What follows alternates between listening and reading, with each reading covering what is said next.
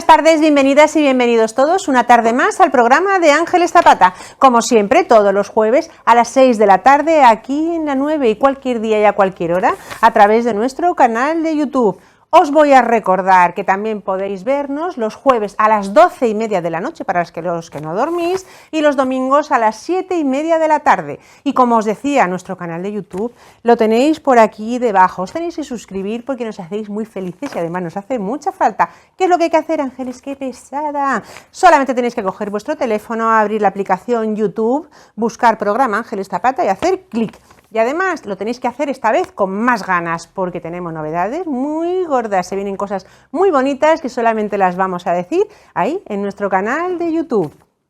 Tenemos un número de teléfono que aparece todo el rato por aquí debajo, donde nos podéis dejar vuestras notas de voz, vuestros audios, todo lo que queráis porque luego lo escuchamos y lo iremos poniendo en todos los programas. Nos encanta la historia de León y hoy vamos a hablar de un hombre que por desgracia es muy pero que muy desconocido. Sabemos que a vosotros también os gusta mucho la historia de León. Vamos a hablar del rey Ramiro II de León y tendremos sentado en nuestro sofá a Arturo García, autor del libro Ramiro II, el rey inesperado. Ayer, día 8, fue el Día Internacional del Pueblo Gitano y hoy además tenemos con nosotros a Selene de la Fuente, una voz clave en la lucha por la igualdad de oportunidades y nos contará cómo es el trabajo diario, todo lo que hacen día a día desde la Fundación Secretariado Gitano. ¿Y vosotros qué hacéis en vuestras casas? Os dije hace un momentito cuando empezamos que tenemos nuestro teléfono donde nos podéis decir, bueno, pues todo lo que estáis haciendo porque nos encanta escucharlo. Y tenéis que seguirnos, que estoy tonta ya, en nuestras redes sociales, os dije, nuestro canal de YouTube, nuestro Instagram y nuestro TikTok, porque ahí es donde anunciamos todas las cosas bonitas que vienen. Y ahora ya sí, venga Ángeles, ponte ya las gafas, mira hoy qué mona voy, gracias Enar, de Óptica Navarro, en Ordoño II, y la tenemos, que siempre me encaja todas las gafas de maravilla. Y ya nos ponemos las gafas, las ajustamos muy pero que muy bien, para no perdernos ni un solo detalle del programa de hoy, y comenzamos.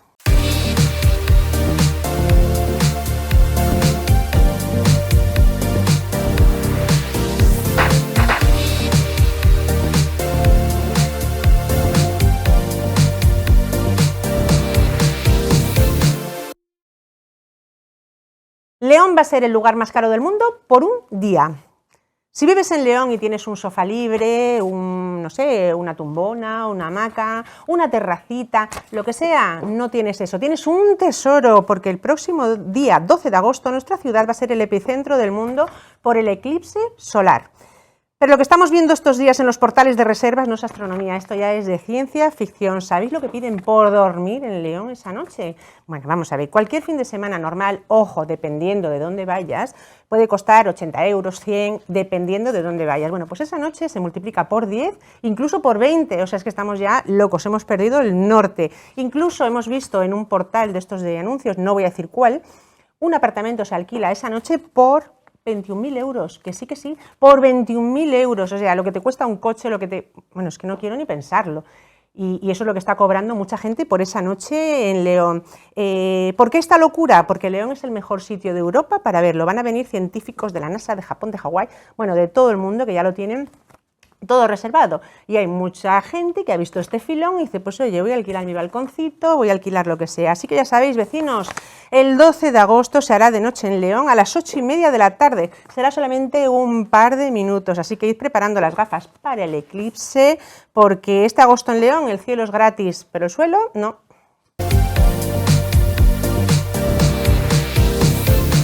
La batalla de Simancas fue un hecho decisivo en la historia de España y posiblemente el momento en el que más cerca estuvo Al-Ándalus de hacer caer el reino de León. La batalla enfrentó al califa Abderramán III, a quien seguramente conocemos todos por los libros de historia, pero también a un hombre desgraciadamente muy olvidado, Ramiro II de León. Para hablar de esta figura desconocida para muchos, hoy tenemos con nosotros a Arturo García Aragón, autor de Ramiro II, un rey inesperado, editado por Marciano Sonoro. Muy buenas tardes, pues Arturo. Muy buenas tardes, encantado de estar aquí. Muchas gracias, yo estoy súper agradecida que hayas venido. Bueno, hay que empezar diciendo que es un auténtico honor tener en este sofá a Arturo, que solo hay que leer la solapa del libro para ver que es una persona con un montón de historias que contarnos. Arturo, tú te refieres a Ramiro II como un rey inesperado. pero seguro que no es tan inesperado como un físico madrileño contando la historia de Ramiro II. ¿Cómo llegó a tus manos esta aventura? Vamos a ver, es una pregunta que me gusta muchísimo porque está rodeada de cariño y de algo entrañable. La familia que me queda ya es de 2 nietos que son leoneses, precisamente. Y yo soy madrileño, pero ellos pues son leoneses. Y llegado un momento, no sé cuándo, dije, quiero que tengan un recuerdo mío vinculado a esta tierra. Y claro, yo tenía que buscar un motivo y tenía que buscar un tema. ¿Y qué se me ocurrió? Pues como escribo de historia de otros sitios, pues voy a ver la historia de León, que desgraciadamente tengo que decir que no es muy conocida. Entonces, esa historia tan importante de León, cuando la estuve mirando, me iba fijando en sus protagonistas. Y cuando llegué a Ramiro II, me fascinó su figura, me fascinó su seriedad, su arrojo en el combate, su cómo forjó y cómo lo sacrificaba todo por aquello que era su responsabilidad, el reino. Y consiguió algo que no se había conseguido nunca, es homogenizarlo, que los nobles comprendieran que son nobles y que son condes porque hay un reino y que tienen que pensar en el reino lo primero, cosa que veremos desgraciadamente después de 30 años de él, que todo eso no va a ser exactamente igual. Pero él dejó un reino cohesionado, con una Castilla que era un cáncer, sí, porque su conde siempre quería la independencia, pero sometida. Era rebelde, pero sometida. Todo esto lo consiguió Ramiro, con su arrojo, con su inteligencia, con su diplomacia, un hombre excepcional. Bueno, pues vamos a aprender muchísimo hoy de Ramiro II. Antes de zambullirnos, de meternos de lleno en la historia de Ramiro II, primero tenemos que ponernos en situación. Estamos hablando del siglo X, cuando Al-Ándalus experimenta uno de sus momentos de mayor esplendor bajo el califato de Abderramán III. ¿Quién fue Abderramán III y qué representa para la historia de Al-Ándalus? Pues Abderramán III es la cumbre de la línea omeya que consiguió una Córdoba que no nos la podemos imaginar. Una Córdoba con, me parece que tenía 24 suburbios, cada suburbio sus mezquitas, sus baños, sus mercados. No hacía falta traspasar las murallas que separaban de la ciudad. Había enteros barrios dedicados a las matemáticas, barrios dedicados a los perfumistas, barrios dedicados a los químicos, y luego, curiosamente, todas mujeres, un barrio de más de 100 y pico mujeres dedicadas a traducir los libros que venían de Bizancio y que estaban engrosando la biblioteca de Córdoba, que tenía 500.000 volúmenes, cuando el reino de León era un reino de nada, absolutamente de nada. Entonces, claro, esa Córdoba impresionante que ya era capaz de estudiar algo de astronomía, el álgebra se estaba desarrollando entonces, el papel se estaba desarrollando en Játiva, cuando todavía se escribía en pergamino. En fin, Córdoba representaba, junto con Bizancio y Constantinopla, claro, lo más elevado en cultura. Y este hombre, pues claro, resulta que era contemporáneo de este puñetero Ramiro II, que le estaba dando mucha guerra. Bueno, tú mencionas que uno de los mayores retos que tuviste a la hora de escribir esta novela fue meterte en la piel de Ramiro II. ¿Cómo fue Ramiro II como rey y cómo te imaginas tú que fue el carácter que tenía? Claro, de Ramiro II todo lo que hay son crónicas, las árabes, las crónicas también cristianas, y ensayos fríos en cuanto que es esta fecha, esta batalla, ocurrió esto y tal. Pero meterse en su persona, ver cómo consideró la amistad, el amor, cómo se comportó con sus mujeres, eso no estaba escrito. Por eso yo, cuando vi el método y vi el motivo, también me llenó un poco de esa vanidad imposible de evitar en los hombres, de decir, caramba, es que nadie le ha novelado. Es que no hay nada escrito sobre él desde el punto de vista humano. Histórico sí. Y entonces dije, pues qué bien, además de todo lo que quiero, resulta que puedo ser el primer novelista de este señor. Y entonces sí, me metí un poco en su piel, intenté ver qué pronunciaría en cada momento y me emocioné con él. Hasta el punto que, ya te digo, en la muerte de él, que está en la final del libro, cuando lo releo, me emociono y me pongo a llorar. Y mi mujer me dice, ¿pero cómo lloras si lo has escrito tú? Bueno, Digo, pues es que no lo puedo remediar, es que cuando leo cómo repasa su vida, me da una pena enorme y una admiración también. Bueno, vamos a meternos un poquito más todavía. Venga. ¿Cómo fue el primer enfrentamiento entre Abderramán y Ramiro II? ¿Es verdad que se perdió Toledo por una traición entre hermanos? La traición entre hermanos, bueno, te refieres entre hermanos de Ramiro de los leoneses. Efectivamente. De los leoneses, porque también en el tema del califato ha habido asesinatos y matanzas de entre hermanos y primos. Bueno, tremendo. Entonces si nos referimos a Ramiro. Claro, sí. Ramiro tiene 2 hermanos por encima de él. Es muy difícil que llegue a reinar nada. Él, desde el principio, Ordoño, su padre, Ordoño II, le ha dejado que viva en Viseu, que es la frontera con los árabes y que continuamente está con escaramuzas, de tal manera que Ramiro tiene una formación militar y una habilidad en el combate impresionante, pero muy lejos del poder, que está en León, muy lejos del poder. Allí está su hermano, Alfonso IV, que le gusta más estar entre monjes que defender el reino. De hecho, hay varios viajes que hace Ramiro para decirle, dame fuerzas, dame tal, que necesito más militarismo, pero el otro está a lo suyo. Está enamoradísimo de Oneca, que es una de las hijas de la reina, de la reina toda de Navarra, menuda mujer, y entonces se queda viudo y le da tal depresión que se quiere meter en un convento. Y aunque tiene un hijo, no abdica en él, abdica en su hermano, que es una cosa incomprensible.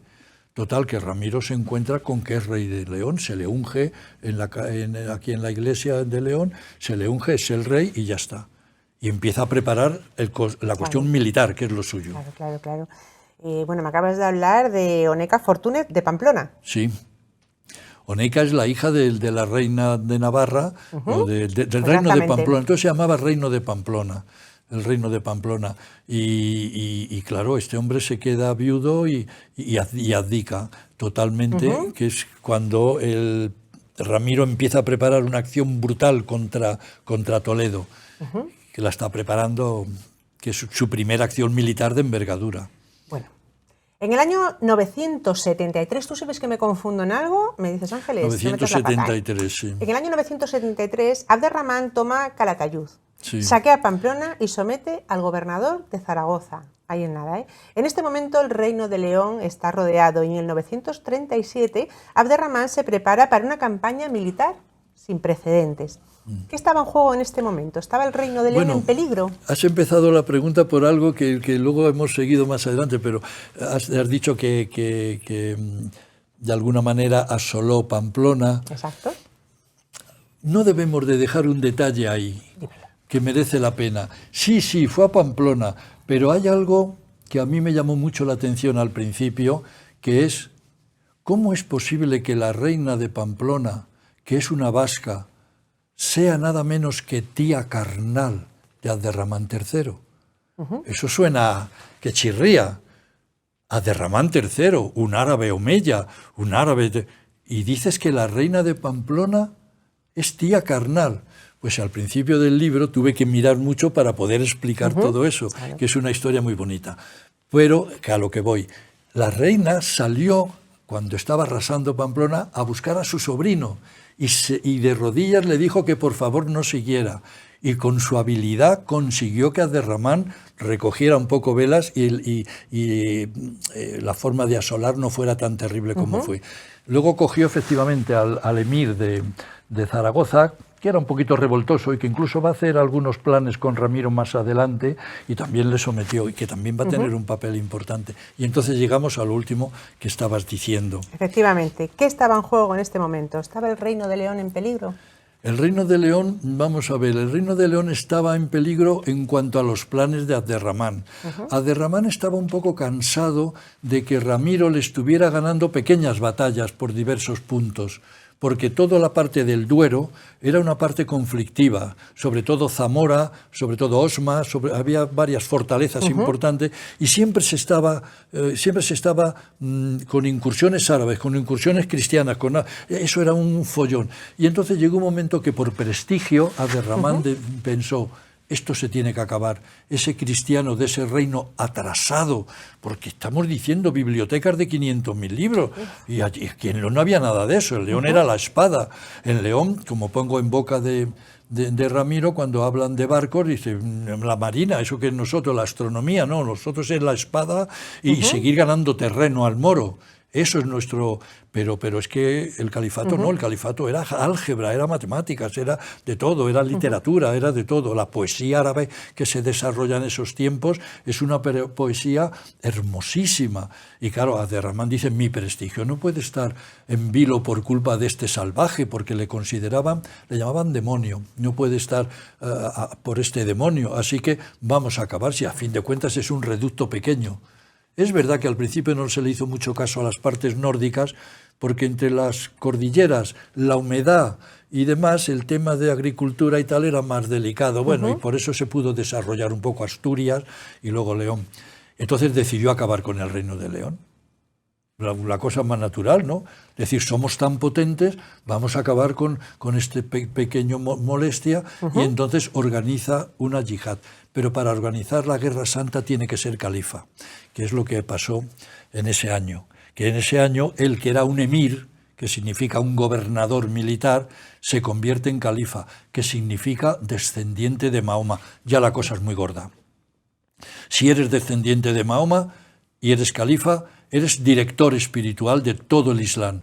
Ya no se puede ir contra ti. Había ciertas rebeliones en el califato y que al ser califa, bueno, pues en el emirato, pero al convertirlo en califato, ya no puede haber esas rebeliones porque te estás rebelando contra el profeta, puesto que este es su descendiente. Eso fue una jugada política de Abderramán impresionante. Acabó con cualquier punto de fisura en el emirato porque lo convierte en califato. Llama gente de norte de África para hacer la yihad contra el reino de León, que es el momento que dices que fue su verdadero peligro, y junta 90.000 hombres en el ejército. Es mover esos 90.000 hombres siempre a lo largo de un río, porque claro, el agua es fundamental, y además siempre es en verano las guerras, pues los va llevando hacia Simancas para acabar con ese reino de León. Y entonces hacer toda la península musulmana. O sea, podemos decir que el rey Ramiro II paró todo esto. Sí, lo paró todo esto. Los espías empiezan a decirle que hay un movimiento brutal, porque todo el mundo tiene espías en el otro lado, y que hay un movimiento guerrero tremendo a lo largo del río que van hacia Simancas, y entonces Ramiro se da cuenta de que esto es muy gordo. Consigue coger al rey o sea, unirse al rey de Pamplona y al conde puñetero Fernán González, que siempre está con su rebelión contra León, pero en ese momento la verdad es que él es leal y se junta para poder luchar contra los moros. Junta estas fuerzas, que no suman más de 40.000 hombres. Nada. Y hay que enfrentarse a esos 90.000. Bien, hay que decir también, es verdad, no eran todos buenos guerreros, porque cuando se llama a la Guerra Santa del Islam, ahí se junta cualquiera, porque si mueres en la guerra, como tienes asegurado el paraíso, ¿qué más da? Entonces venía gente muy poco preparada para la guerra, claro. Los bien preparados eran los musulmanes del califato, y allí se juntaba de todo, había una mezcla, si no tampoco a lo mejor hubiera conseguido con toda la inteligencia de Ramiro haber salido. Claro. Y entonces se van a juntar en Simancas, pero ya en el año, 2 años más tarde, en el 939. Bueno, claro, hablamos de la batalla de Simancas. Lo que te decía antes, que paró todo, paró que España hubiera sido un país musulmán. Hubiera sido totalmente musulmán, porque hubiera acabado simultáneamente con Navarra y con León. Había unos condados catalanes, pero esos tampoco eran tan importantes con respecto a... O sea, hubiera sido la España musulmana, y una España y un país musulmán, pues ya lo hemos dicho, no da marcha atrás. Hoy día España sería musulmana, pero así de claro. Ya no hubiera existido las Navas de Tolosa, ni hubiera existido nada, porque ya al ser todo musulmán, pues no habría ningún tipo de rebelión. Estamos hablando del año 939. Las Navas de Tolosa son en 1212, o sea, quedaba mucho y existió porque precisamente Ramiro paró esto, si no, ya hubiera... Y luego lo tenemos olvidado a Ramiro, ¿verdad? ¿Qué pasó en Simancas? La guerra de Simancas, la batalla de Simancas es una batalla enormemente larga y complicada. Se desarrolla en muchos sitios diferentes, según se va retrocediendo hacia Guadalajara. Claro, si te lees las crónicas árabes, son hasta graciosas, como todos los días, a pesar de las pequeñas derrotas que estaba haciendo, porque Ramiro cogió unas colinas fundamentales y entonces los árabes tenían que estar continuamente subiendo y les estaban infligiendo muchas bajas y muchas derrotas mínimas o pequeñas, pero una detrás de otra. Y los cronistas árabes, merece la pena leerlo en el libro, he copiado algunos de ellos porque hablan de la maravillosa derrota de este demonio cuando están perdiendo y perdiendo y perdiendo. Las mezquitas están alabando a Alá antes de la batalla porque se da por descontado de que esto va a ser, tiene un nombre también muy pomposo toda esta batalla del gran movimiento, el gran final de los cristianos, y sin embargo, pues claro, la batalla es muy larga, hay momentos decisivos e increíbles. Ramiro va a utilizar por primera vez lo que es corazas en los caballos, porque la fortaleza de Simancas, una de las salidas que hace, es con los caballos reforzados con placas de acero. Claro, los árabes atacaban siempre a los caballos castellanos y leoneses porque el jinete, al caer del caballo, quedaba en condiciones muy malas para seguir el combate. Pero claro, Ramiro, con esta cosa ingeniosa, los desconcertó, porque tiraban flechas a los caballos y no pasaba nada. Y los caballos seguían atacándoles con los jinetes encima, con la ventaja que es el combate desde arriba. En fin, cosas de Ramiro. Bueno, Ramiro II tiene una calle solamente en León pequeña. Sí. Tampoco tiene ahí una maravilla, a mí me ha ¿verdad? decepcionado. Claro. Bueno, pues es una calle, y quien no lo sepa, que va de República Argentina a la calle Lancia. Bueno, ahora que se habla mucho de que va a haber un eclipse en León, cuenta la leyenda que durante la batalla de Simancas se produjo un eclipse. ¿Esto es así? Se produjo un eclipse cambió la historia de España. Se produjo un eclipse a las 7 de la mañana del día 19 de julio. Estaban cristianos y moros a ambos lados del río mirándose y haciendo pues pequeños cálculos y tal durante varios días. Pero ese día, que era un día de mucho calor, de repente el sol empieza a oscurecerse, con lo cual el terror inunda tanto a unos como a otros. Sacerdotes por un lado, imanes por el otro, empiezan a buscar una explicación. La explicación es que Dios nos está diciendo que la victoria está cerca. No, a ver si lo que quiere decir es que debemos retirarnos porque nos pueden tal. Y empiezan las discusiones y así se tiran una semana hasta decidir tal. Yo saqué la película de ese eclipse, lo conseguí a base de por mis contactos con el tema de la astrofísica, y entonces en la presentación del libro que he hecho en otros sitios pongo la película y entonces se ve. Tengo el reloj donde le estoy poniendo la hora juliana y todo, tal como lo hemos calculado, y está entonces saliendo el sol, saliendo la luna, cada cuatro minutos. En la película pongo un segundo, porque si no sería muy largo. Y entonces en la película vas viendo cómo todo se va juntando hasta que hay una oscuridad absoluta que les dejó aterrorizados. En esa oscuridad absoluta el cielo presentó sus estrellas, y entonces lo que también hago es fotografiar esas estrellas como documento, porque ya no es una foto del firmamento, es un documento. Tal como estaban esas estrellas, al poco iban a empezar a matarse 130.000 hombres, que no es ninguna broma, y ahí se va a deducir el que verdaderamente no seamos musulmanes. Luego esa foto ya te digo que incluso me han pedido gente que no ha dicho, oye, ¿tendrías la foto? Porque por tener la foto de esas estrellas. Normal. Hay una de las estrellas que se ve, es la estrella Arturo, que es una estrella que está a unos 30 años luz de aquí, es una estrella preciosa. Bueno, ¿y qué pasó con el Corán de Abderramán? ¿Con quién pasó? Con el Corán. Quiero que me lo cuentes. El tema de los Coranes, el Corán es un libro para ellos sagrado de una importancia enorme. pero es que este hombre tenía un Corán todavía más importante, en oro puro, que le habían regalado las comunidades religiosas. Para él eso tenía un valor enorme, pero claro, como hubo que salir a toda velocidad de Simancas, porque ya te digo, camino hacia Guadalajara, porque Guadalajara era árabe total y era muy segura para los árabes, la retirada era en la dirección de Guadalajara. Y entonces en el follón de escapar de esto, como las 2 o 3 tiendas que tenía a derramar hasta arriba de joyas, hasta arriba de vajillas, de alfombra, y el Corán se pierde.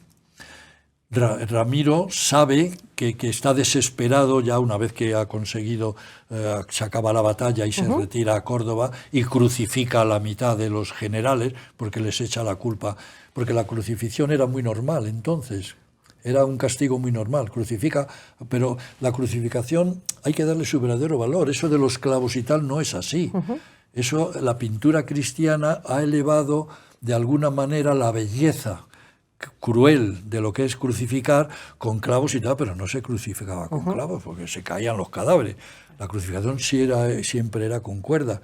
Y además, de hecho, ya que nos metemos en esto, los sitios donde se crucificaba ya estaban los palos verticales terminados en punta y el condenado llevaba solo un palo que tenía un agujero. Ese palo se clavaba en el agujero y era una cruz, era una T. Más que una cruz, era una T, y en la T es donde pues eso a derramar a crucificado de esa manera que ni se sabe. Pero ¿por dónde íbamos realmente? Te estaba diciendo que qué pasó con el Corán. Ah, el Corán. Me estabas Entonces, contando claro, que se perdió. él busca el Corán porque quiere de alguna manera devolvérselo. El Corán no significaba nada para ellos y claro, sí significaba mucho para el califa y con visión diplomática pensaba unos buenos tratados si le regalaba el Corán. Solo se consigue una parte del Corán, no toda, pero bastante se consigue. Y entonces Ramiro II organiza una embajada para regalarle esto y para pedirle una tregua, algo increíble, porque la tregua la debe de pedir él, que es el derrotado, pero de esta manera su grandeza, la grandeza diplomática de Ramiro está por encima de todos los sabios del califato, donde hay gente preparadísima y él, que no está tan preparado, sin embargo, les supera en diplomacia y en todo, como les superó en el combate y como les superan tantas otras cosas. Bueno, nos encanta la historia de León y tú nos estás enseñando muchísimo más, porque Ramiro II, bueno, yo estoy segura de que mucha de la gente que nos está viendo está deseandito empezar a descubrir quién fue Ramiro II. Hoy nos has contado un poquito, pero ¿dónde podemos encontrar esta novela para saber todo sobre Ramiro II? Pues vamos a ver, precisamente hoy he estado en la librería Pastor. ¿Sí? He estado en la librería Pastor hablando con el director, que dijo que los ejemplares que tenía los había vendido, y encontré uno. Buscando en los libros sobre León, encontré uno. Pero ahora mismo yo por las librerías veo, y hombre, hay una dirección de internet para pedir el libro y demás, pero últimamente yo no estoy muy en contacto con las ventas. Y me quejaba precisamente al director hoy de que no le veía en el escaparate, porque yo le decía, es que esto es un libro atemporal, no es un libro del momento. Se puede leer hoy y se puede leer dentro de 5 años, porque Ramiro va a seguir siendo el que era. Entonces, no sé por qué no está más por los escaparates, pero eso es política. También encontramos también esta fantástica novela, también la encontramos en la web de sus editores, de Marciano Sonoro. Ahí luego, también la podemos encontrar. Bueno, como ya sabéis, él es Arturo García Aragón, autor de Ramiro II, un rey inesperado, editado por Marciano Sonoro. Arturo, nos dejas con el caramelo en la boca, así que tendrás que venir alguna vez más. Muchas gracias por descubrirnos la historia de Ramiro II, un rey que cambió la historia. Para mí es un verdadero placer y repetir lo que España y la España de hoy le debe a este hombre, y que pocos lo saben. Pues él nos ha contado una gran parte y tiene que venir otro día. Esto nos ha sabido muy a poco. Ahora nos vamos a publicidad y yo voy a seguir hablando de Ramiro II porque tengo que aprender muchas más cosas.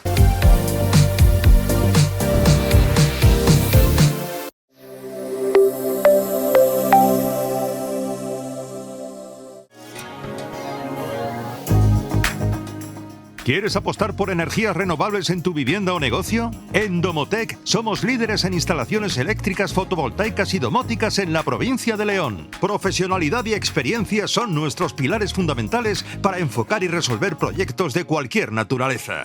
Referentes en energía fotovoltaica. Elige autoconsumo solar y ahorra produciendo la energía que consumes en tu hogar. Elige Domotec.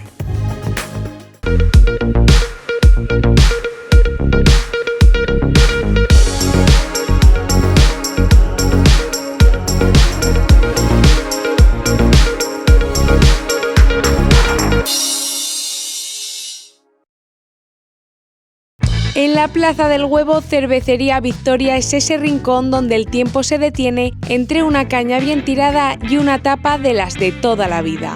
Aquí el ambiente es de casa, la terraza siempre invita a quedarse y el sabor se hace tradición, porque en Victoria no solo se sirve cerveza, se comparten momentos. Cervecería Victoria, estás en casa. En Óptica Navarro cuidamos de tu vista desde hace más de 100 años. Hoy en Óptica Navarro seguimos siendo un referente en León, cuidando la salud visual y auditiva de varias generaciones. Nuestro equipo de ópticos y audioprotesistas combinan experiencia y calidez humana con la tecnología más avanzada para ofrecerte el mejor servicio. Desde análisis visual y control de tensión ocular hasta la adaptación de lentes de contacto y audífonos de última generación. Con la realidad virtual, analizamos tu dinámica de mirada para diseñar lentes progresivas que se adapten perfectamente a tu forma de mirar. Innovación exclusiva que mejora tu experiencia visual. Óptica Navarro. Mucho más que una óptica. ¿Quieres que tus trabajadores estén seguros y cómodos en su trabajo? En Idobla Ropa Laboral tenemos la solución. Ofrecemos una amplia gama de ropa de trabajo y seguridad para todo tipo de actividades laborales. Contamos con ropa industrial, protecciones, calzado de seguridad, uniformes laborales, ropa térmica y de deporte, vestuario de frío y mucho más. Además, si quieres personalizar tus prendas, nuestro equipo especializado en personalización de artículos textiles te ayudará. Visítanos en nuestra tienda en el centro de León. Llámanos al 987 27 26 47 o visítanos en www.idobla.es.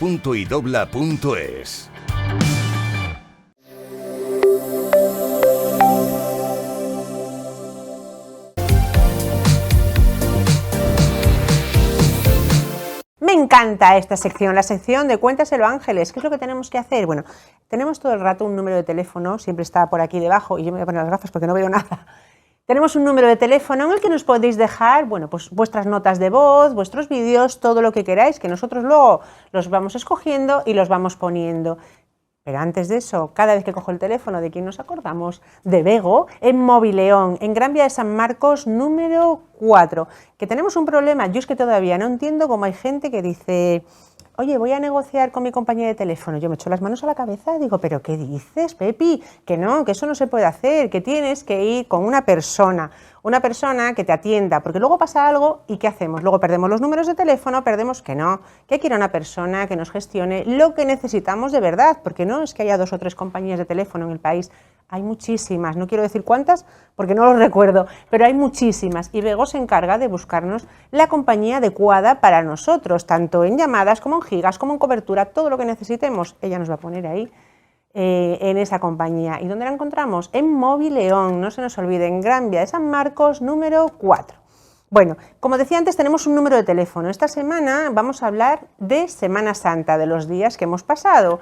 Y tenemos el primer audio que nos lo ha dejado Elena Salas, fantástica. Así que vamos lo primero a escucharla, que además viene acompañada de fotos y de sus redes sociales donde podemos seguirla porque tiene unas fotos fantásticas. Vamos a escucharla.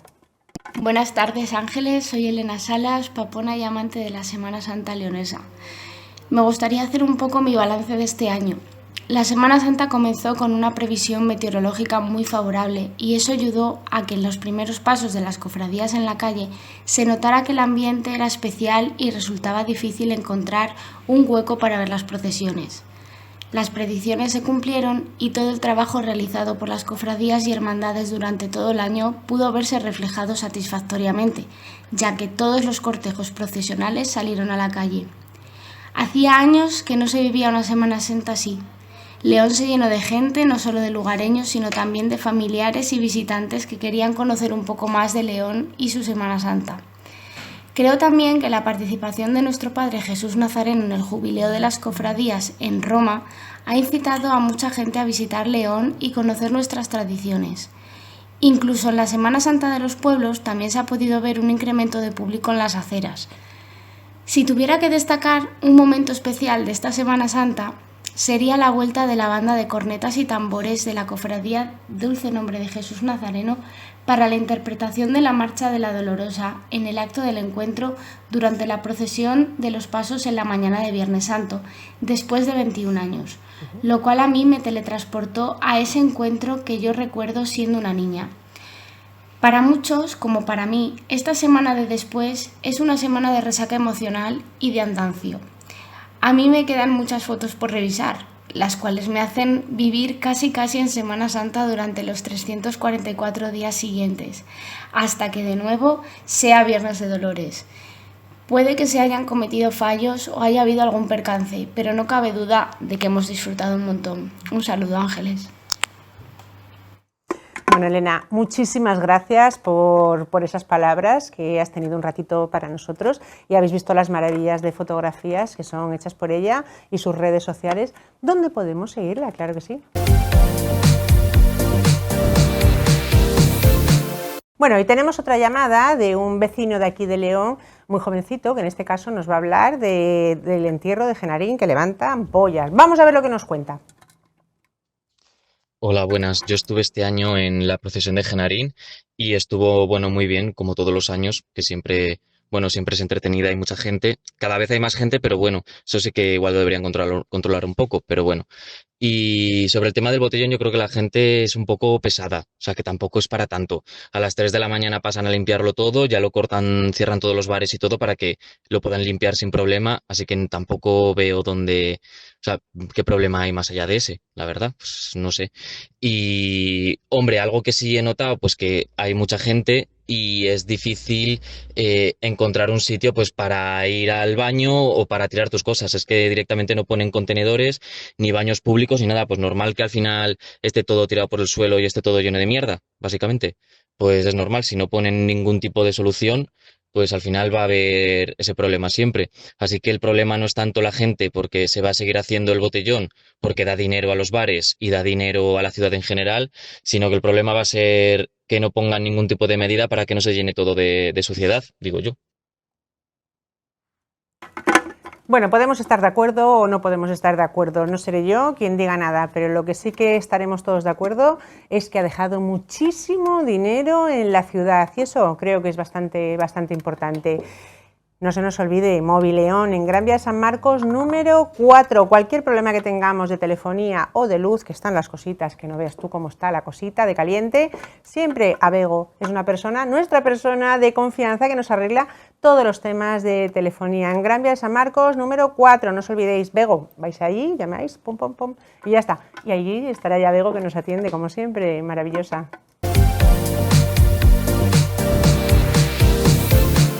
Ayer fue día 8 de abril y se celebra el Día Internacional del Pueblo Gitano, una fecha que busca reconocer el valor del pueblo gitano y su contribución al mundo. Para hablar del Día del Pueblo Gitano, repetimos, esta semana hemos invitado a Selene de la Fuente, de la Fundación Secretariado Gitano, aquí en León. Muy buenas tardes, Selene. Buenas tardes, ¿qué tal, Ángeles? Muy bien. Cuéntanos, Selene, ¿cómo recibís este año el Día Internacional del Pueblo Gitano en la Fundación Secretariado Gitano? Pues otro año más no se puede definir este día, sino es con alegría y con mucho orgullo de que, pues eso, que podamos celebrar todos juntos esta conmemoración, porque es importante dar este reconocimiento al pueblo gitano, porque a pesar de toda la historia que llevamos atrás y todos estos intentos de exterminio que ha habido, es un pueblo de resistencia y pues eso, conmemoramos que el pueblo gitano sigue aquí existiendo y reivindicando. Muy bien. En el mundo viven unos 20 millones de personas gitanas. En el caso de España, se estima que entre 1 y 1.300.000 personas pertenecen a la etnia gitana. El Día del Pueblo Gitano es una fecha que nos permite visibilizar la contribución del pueblo gitano a la sociedad. Tú, como gitana, ¿qué es para ti lo que más te llena de orgullo de ser gitana? A ver, antes de decir nada, sí que es importante reseñar que el pueblo gitano dentro de la propia comunidad es muy diverso. La persona pues tiene nuestro propio proyecto de vida y hay mucha diversidad, que eso también rompe con esta idea de que todas las personas son iguales y no es así. Pero sí que es cierto que el pueblo, como pueblo gitano, hay unos valores como un mínimo común que se basan en lo que es la importancia y el valor que se da a la familia, el respeto a los mayores, la sencillez, esa colaboración y solidaridad.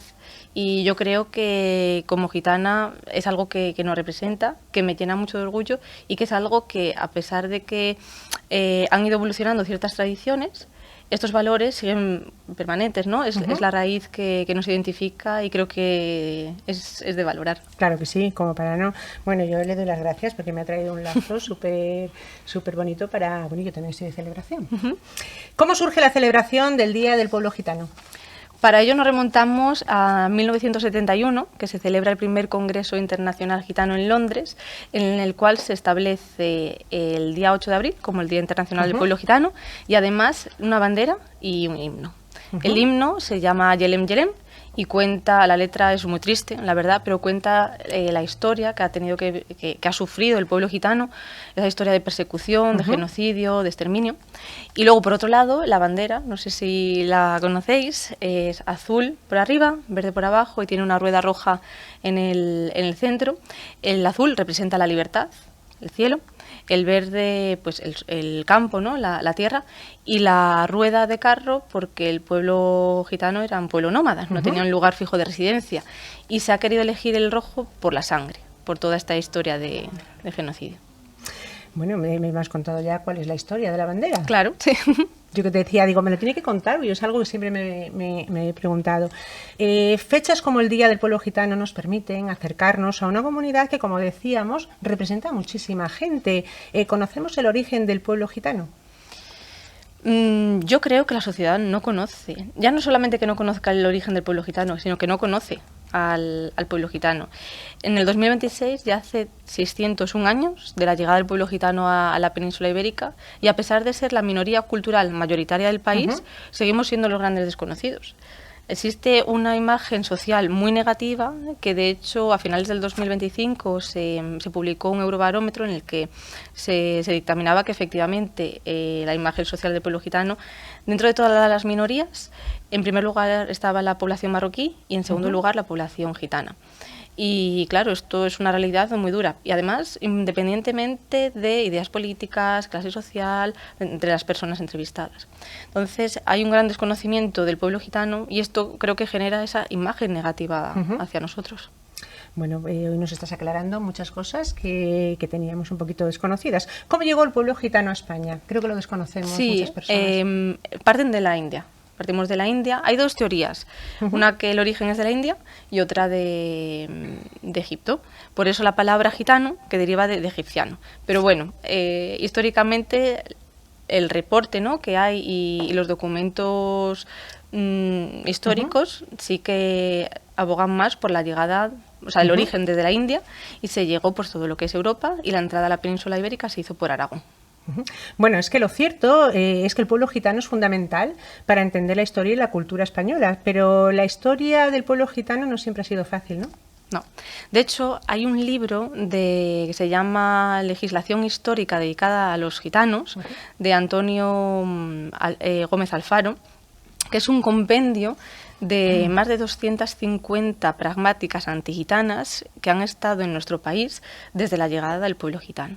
Llegamos en 1425 y como unos 50 años después ya comenzaron a darse esas pragmáticas y claro, son normas en las que se dictamina la persecución, el control excesivo, ordenanzas de meter a los hombres en galeras.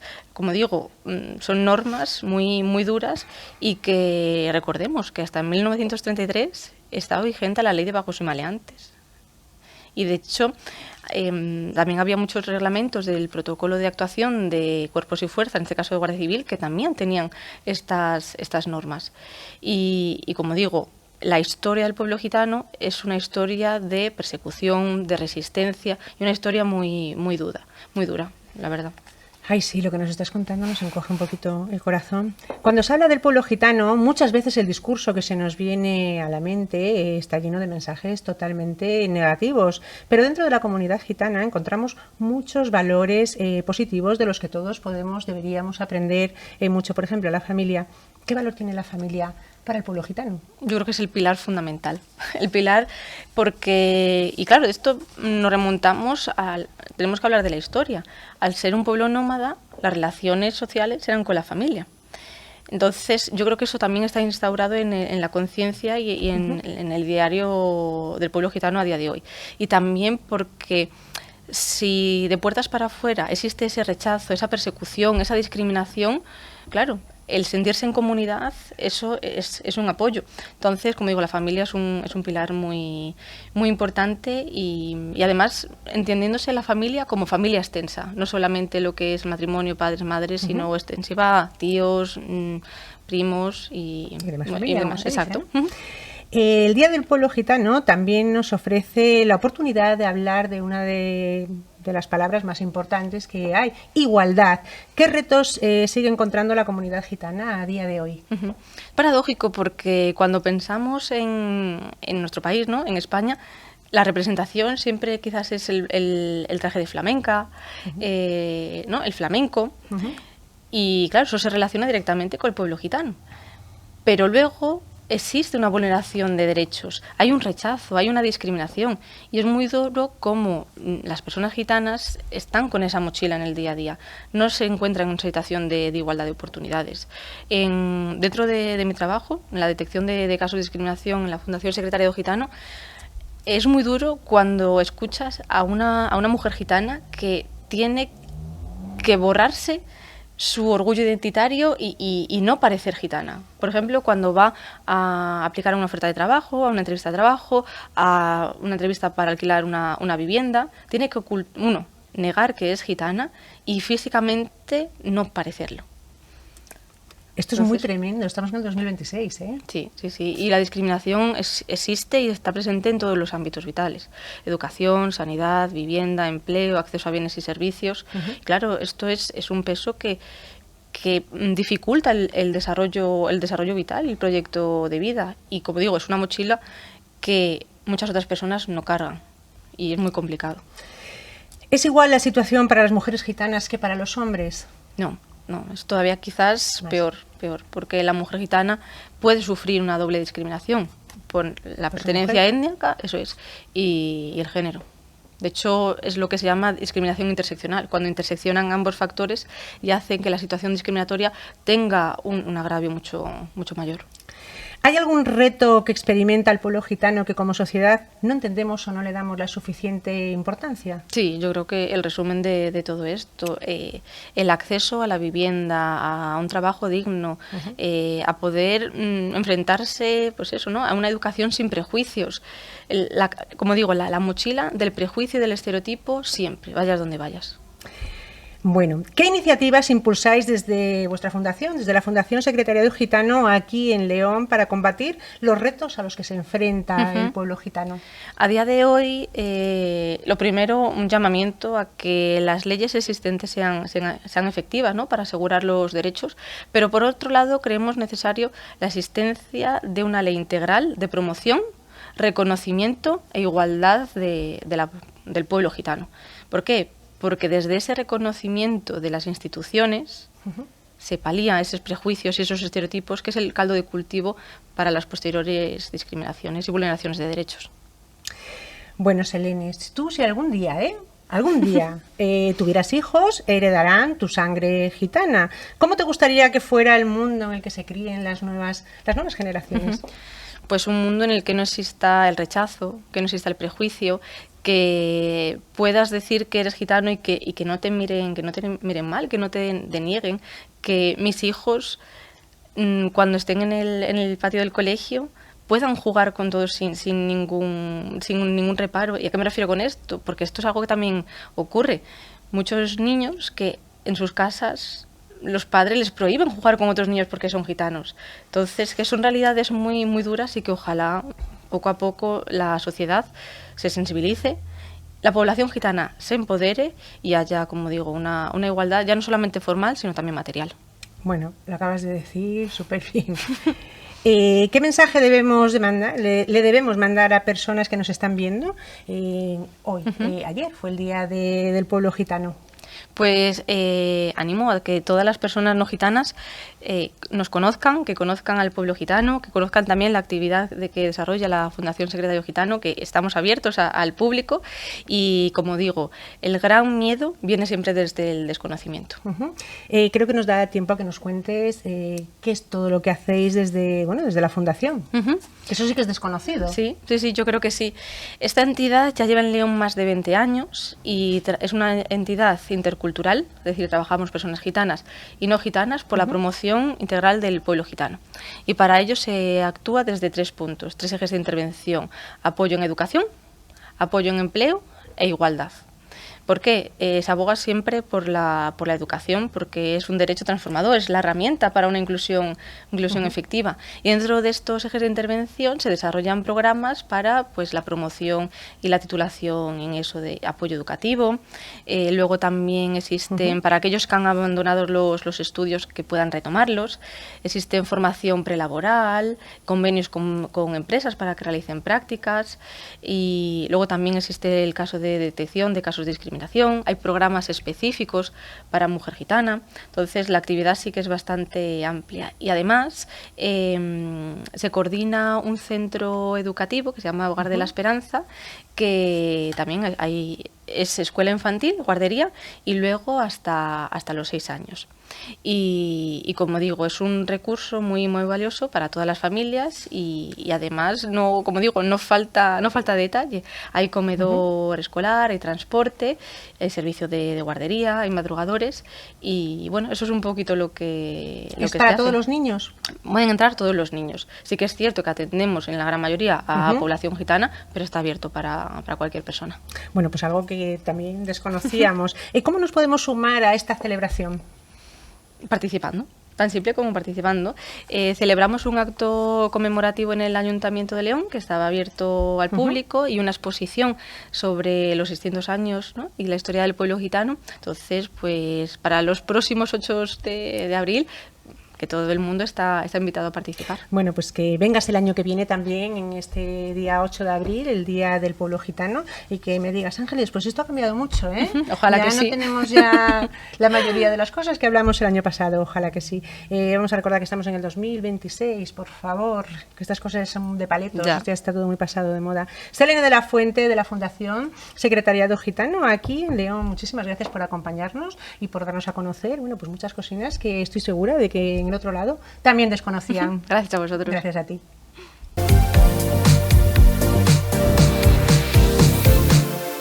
Mira que me gusta a mí la hora de la merienda, porque es que encima mira qué panorama tengo. ¡Ah! La madre que lo trajo. Héctor Álvarez Zapata. Pero déjame, que estoy comiendo, pero qué prisa tenemos por ponernos ya a grabar. Porque tenía que decir que estoy con mi niño, con mi Héctor Álvarez Zapata. ¿Ya me has arruinado la merienda? Ay, sí, con lo seguro. buena que están las rosquillas siempre del Barquiria, y ahora me la arruinas la merienda. Sí, seguro, ya ves tú que lleva media hora comiendo rosquillas. Lleva no sé cuánto rato, porque esa fuente estaba así, llenita.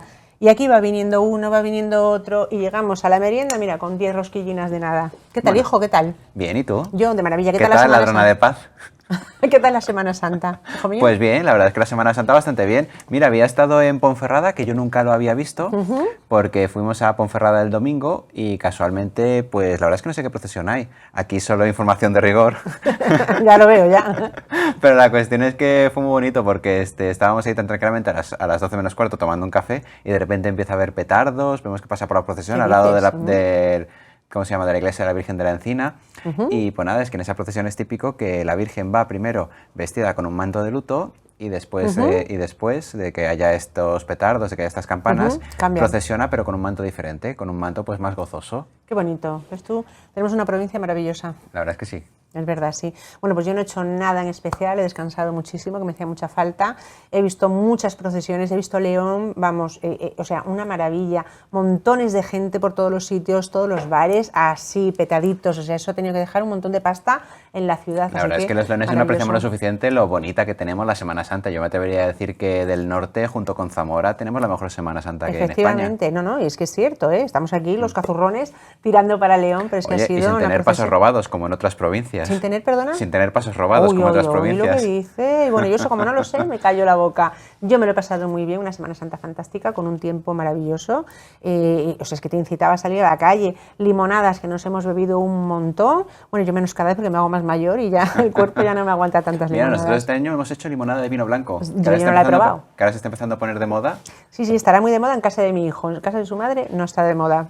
Bueno, creo que la próxima que voy a hacer la de Prieto Picudo. A ver qué tal Pero queda. escucha, no hace falta esperar a Semana Santa, ¿no? La puedes hacer ya, otra vez. No ¿O sé, no? pues es como las chapas, que solo se pueden jugar en Semana Santa. Bueno, es que yo no lo sé, yo no juego a las chapas. Bueno, hijo mío, cuéntame. Bueno, hemos estado hablando de Ramiro II. Sí, ya sabes con Arturo que García. siempre hablas de que te tienes que hacer un pequeño croquis Siempre, para poder un entender. esquema. Pues hoy yo te lo traigo. Venga, He hecho ¿en serio? un croquis. ¡Ah! Se te cayó, Se hijo, nos bueno, cae no pasa eso. nada. Te he hecho un croquis para explicar la curiosa relación que existe entre Abderramán III y Ramiro II, los dos contendientes en la batalla de Simancas. Verás, yo no digo nada. Vamos al esquema que nos ha hecho Vamos Héctor. a ver que la cámara nos sitúe. Yo tengo un lío con los reyes. Con aquí. Todo comenzó aquí. ¿Con Oneca? Con Oneca Fortúnez. Oneca Fortúnez era la hija de Fortún Garcés, que era el rey de Pamplona, que estaba casado con Áurea, que era una mujer del Emirato de Córdoba. Ponla así para que no salgan brillitos, así mejor. Efectivamente. Así. Que estaba casado con Áurea, que era del Emirato de Córdoba. Ellos tuvieron Oneca, que Oneca fue secuestrada y fue enviada a Córdoba, donde en Córdoba contrajo matrimonio con Abdala I. Abdala I, que es el padre de Mohamed y que es a su vez el padre de Abderramán III, uno de los contrincantes en la batalla de Simancas y conocido por presidir durante la época dorada del Emirato de Córdoba y por declararse a sí mismo califa antes de la batalla de Simancas. Luego, las crónicas nos hablan de otra Oneca que fue contemporánea a esta Oneca Fortúnez, pero que no está muy claro si era la misma Oneca. Pero si fuera la misma Oneca, esta Oneca contrajo matrimonio con Aznar Sánchez, del reino de Pamplona, y ellos tuvieron a Toda Aznárez, que fue la reina de Pamplona. Esta reina de Pamplona, Toda, fue la madre de Oneca Sánchez, que Oneca Sánchez fue la esposa de Alfonso IV. Alfonso IV, que fue el hermano de Ramiro II. Efectivamente. Que ya lo sabemos que cuando se murió Oneca Sánchez, Alfonso IV se sumió en una pena terrible porque estaba muy enamorado. Le tenía mucho amor y él se fue para el convento, se convirtió en monje. Y fue cuando Ramiro II, inesperadamente, tuvo que hacerse con las riendas del Reino de León. El que no esperaba gobernar, pues por esta casualidad de la historia, tuvo que hacerse el rey inesperado. Exactamente. Y así tenemos esta conexión entre Ramiro II, que fue otro de los contendientes en la batalla de Simancas, con Abderramán III. Todo por esta vía, por la vía de Oneca Fortúnez. Bueno. Os recomiendo, os aconsejo que os hagáis esquemas, porque si no la historia de León es que no hay quien la entienda. Es que esto es tremendo, es que me salen reyes, hijos... Esto es 100 años de soledad, esto es Juego de Tronos, hay que tenerse un croquis para poder entenderlo todo. Estamos súper enganchados a la historia de León, porque desde luego que es apasionante y no vamos a parar hasta que todos los que estéis al otro lado sepáis muchísimo de la historia tan fantástica de los reyes de León. Porque sin León no hubiera España, decían, ¿no? Efectivamente. Qué maravilla. Héctor, bueno, a mí es que está me he mareado con todo lo que me está contando. Yo me tengo que comer un bocadillo ya o algo. Para eso tenemos fantásticos bocadillos del atrio que hasta ahora, que ya estamos terminando el programa, siempre nos vienen muy bien para poder recuperar energías. Bien. Claro que sí. Verás nuestros compañeros lo que tardan en entrar. En cuanto quitemos las cámaras, ya vienen ya y a comer. Qué bien, ¿no? Qué maravilla. Y bueno, ya se acerca el fin de semana. Ya veo que tú ya estás con tus uñas preparadas para este fin de semana. Yo, como siempre, divina de la muerte. Yo me voy aquí a Natasha, en la avenida del País Leonés. Y como referencia, enfrente de la oficina de correos, aquí al ladito, en el centro comercial. O sea, reservas cita a través de la aplicación, o le llamas por teléfono, que aparecen sus datos por aquí debajo todo el rato. Y ahora tienes unas uñas maravillosas. Vamos, intactas, que yo friego. Mira, el próximo día voy a traer un vídeo fregando, para que me crea todo el mundo que friego ahí. ¿Cómo te van a durar las uñas 3 semanas? Que sí, que me duran 3 semanas, maravillosa es ella. Y luego con esta joyería tan bonita que te pones siempre. Bueno, Lourdes, Macuba, Macuba, no me lo digas mal, Macuba, en la calle Juan Lorenzo, Segura, tiene allí el cartel bien grande y además es la única tienda que yo creo que hay de abalorios. O sea, con tantísimas referencias. Vamos, es que entras allí y te pierdes. Es que eso es el paraíso de las pulseras, de todo. Pulseras, además, mira. Es muy fácil de acordarse por la canción, sí. Macuba. Bueno, que además han abierto recientemente en Oviedo también, donde hace poquitos días. Y o sea, yo es que estoy encantadísima. ¿Se puede tener más gusto? Hombre, por favor. Y es muy sencillo, porque uno va desde Guzmán el Bueno, se pone las gafas en Óptica Navarro, te comes la rosquilla en Valquiria y terminas poniéndote guapa en Macuba. Efectivamente. Así que tienes todo redondo. Así de fácil. Bueno, hijo mío, pues ahora ¿qué vamos? ¿Dónde vamos? Pues vámonos, ¿no? Siempre me pregunto lo mismo, Ángeles. Después es que no me acuerdo. Como lo tengo a él aquí. Vamos. Bueno, pues yo ahora os voy a contar alguna cocina más y ya nos tendremos que despedir hasta la semana que viene. Pues hasta la semana que viene. Venga, hijo mío.